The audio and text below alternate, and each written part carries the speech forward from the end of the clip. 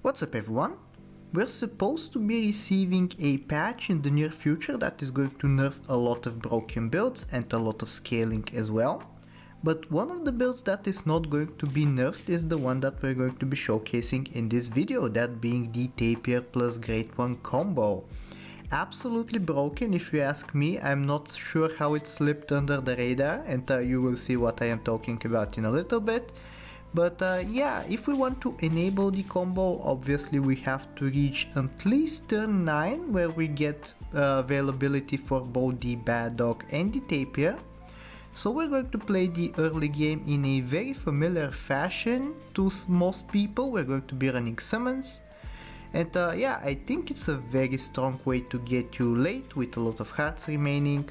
You can see I am also quite proud of myself for using right click to freeze nowadays. I have been trying to get used to that because it is more convenient. If you didn't know that, by the way, in the latest patch you are able to right click in order to freeze instead of just dragging it over the freeze button. A huge convenience. I suggest that you start doing that as well. Never mind all that though, what is important here is that our summon team is coming along pretty nicely. We have managed to find double Stork and double Spider. Spider in particular, when you are stacking your custom pack with summon pets, can be extremely good. There we even managed to luck out with a Weasel, so we start with 11 gold as opposed to 10. I am considering this Wyvern right here. I don't think it's worth it though. What is most important is that we just do not lose any hearts. We have already lost one, which is not good. But now I think when we manage to find a secretary bird plus a bunch of summons, the early game at least should be relatively easy. At least if we are not being matched up against Fig users. But yeah, I think we should be okay. The idea is to set up as many level ups as possible for turn 9, so even starting from turn 5 we are going to consider potentially stacking pets and keeping them at level 1.5 in order to make the big pivot. Here we get extremely lucky. The Stork spawned the Spider spawned the Weasel, so not only did we get to destroy them with only one pet, but we also managed to generate some gold on the side. So absolutely perfect right there. I am passing up a bunch of Storks, but I think these ones I will freeze. When I am offered 2, it's kind of difficult to pass them up because it is already a very close level up, so I think it's worth it to go for that. Here we get quite lucky once again.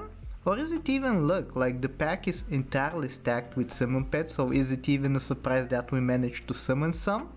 I think not. Here we are going to stack the Storks together, hopefully finding another one by turn 9. We are looking for a level 2 on the secretary bird, a level 2 on the Stork, and potentially now even level 2 on the crow that we managed to freeze in the shop. Here we managed to get some more summons, this time double sheep plus a hoopoe bird, and we have just the right amount of stats that even a garlic is unable to stop us. So yeah, an extremely good setup in the shop as well, double crow, which I think we're absolutely going to take. I find it worth it nowadays to go for a level 2 crow, just because it gives you an access to a tier 6 unit early and then you can level 2 it immediately. Now that blobfish is no longer tier 4, you have to be a little bit creative if you want early level ups, and I think this is the best way to go about it. Here we end up winning once again. Unfortunately we didn't get to extract the Bad Dog stats, or rather the Skeleton Dog stats, but at least we did manage to level up into a Tapir and we can immediately put it up to level 2. So that is half of the combo already assembled. All we need now is a bunch of extra copies of Tapirs, and also ideally we want to find the evil book pretty soon. This alpaca is going to be a huge help, which we are going to take next turn. For now we are just going to use the Tapir as a normal summon. Hopefully it gets to copy either the Spider or the Stork. Here I believe we're going to find an insanely scaled up team, which is going to get nerfed. I believe we are receiving a nerf to the magic beans. And actually, surprisingly enough, we almost managed to get a draw there, which definitely was not deserved, but here we go. Here we get some extra gold. We're going to transition into the alpaca as well. I think it's going to be a good idea for us to preserve gold going into turn 11.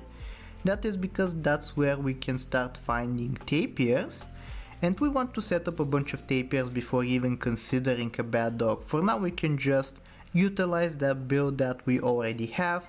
Here we find another build that I believe is going to get nerfed in the future. Jerboa I think is getting only a single trigger per turn. But thankfully we're still good enough to beat this team. It's not as scaled up as the previous one. We find an alpaca right here, so that means we can instantly put it up to level 2. Alpaca works on itself now. It's actually super convenient for getting rapid level ups. If you're looking for a particular tier 6 pet, the alpaca makes it relatively easy for you to find it. Here I think I'm going to take another level 2 alpaca. And sadly no tapir, double level ups, no tapir, which is a little bit unfortunate, but now whatever we pick up is going to become level 2 instantly. And I think it's worth it to just pivot out of the summon archetype. We are going to be losing some hearts regardless, so might as well greed, go for the tapir.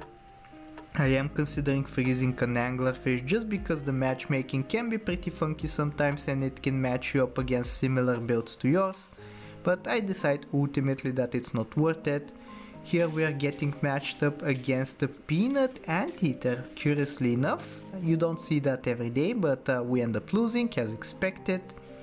So yeah, I think on this turn we should be getting pretty lucky to find a tapir. We also find double chocolate, which is good in itself. We can get a level up on the store just to see some more tier 6s, hopefully the tapir is one of them, unfortunately it is not.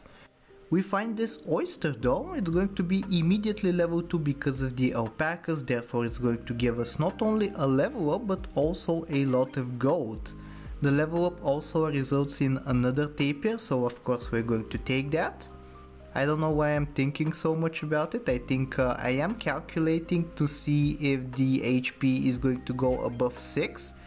The trick with this build is that you really want the HP of the tapirs to be below 6 because the great one deals 6 damage to your team as well. And ideally you want the great one to take out your own units so that they can resummon the great one, and instead of explaining it all too detailed like, I'll just let you see the battle right here. We're going to sell the 2 alpacas, pick up the bad dog, take the evil book. I think this is the kind of build that I'm going to go for. Not even any more tapirs, just the 3 of them are going to be good enough. I freeze the waffle in case I want to re-trigger the buy ability of the bad dog, but I think this is going to be good enough. Take a look at this build. As long as they don't start the battle snipe us out, we just destroy them and we have a bunch of strong units to claim the victory for us. Here we even find a mushroom. If you want to make this build like indestructible, you just take a mushroom, and I don't know what your opponent can do. I guess put ailments on you to prevent you from doing some funky plays. But yeah, I think this is going to be the final turn of the video. So I really hope you enjoyed this funky build, and if you did, I really hope that you like, sub, do all the generic stuff, and I will talk to you next time. Take care!